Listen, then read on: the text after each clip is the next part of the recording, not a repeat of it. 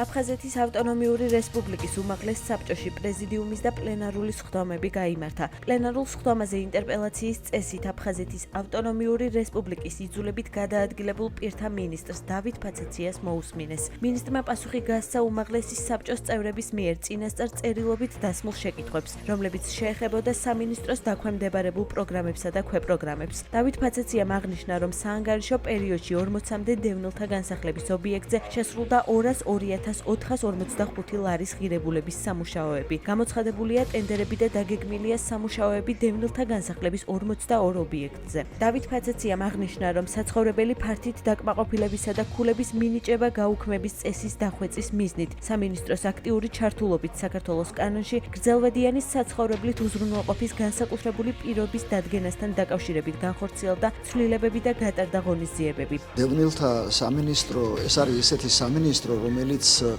დაკავშირებული არის თითოეულ ოჯახთან, აი თითოეულ ჩასახლებასთან, კომპაქტურ ჩასახლებასთან, რაც საქართველოს ტერიტორიაზე არსებობს ყველა რეგიონში. ამიტომ ამ სამინისტროს ძალიან დიდი მუშაობის ჩატარება უწევს მთელი ქვეყნის მასშტაბით. ძირითადად საუბარი იყო იმ პროგრამებზე და ქვეპროგრამებზე, რასაც სამინისტრო ახორციელებს. ასეთი პროგრამები და ქვეპროგრამები არის უამრავი. უკლებლივ ყველა კოლეგამ ძალიან მაღალი შეფასება მისცა და მე დიდი სიამოვნებით შევუერთდი ამ შეფასებას, იმიტომ რომ ვიცი რამდენ შრომობს პირადად ბატონი დავითი და მე მთელი მისი გუნდი. ხაზი უნდა გაუსწრო, რომ ჩვენი შეხვედრა უმაღლეს საბჭოში ძალიან მნიშვნელოვანია, ჩვენი ანგარიში სამინისტროს საქმიანობის რატვის და განსაკუთრებით ეს ეხება ჩვენ დევნილებს, ჩვენს დევნილ მოქალაქეებს, რომელთა მიმართ ზრუნვა და ყურადღება ჩვენ თავარი ამოცანად მიზარი და მე მიხარია, რომ უმაღლეს საბჭოსთან ერთად ცენტრალურ უწყებების ხარდაჭერით ხორციელდება არაერთი პროექტი და პროგრამა, რომელიც უპრეცედენტოა თავის შინაარსით, მასშტაბით თუ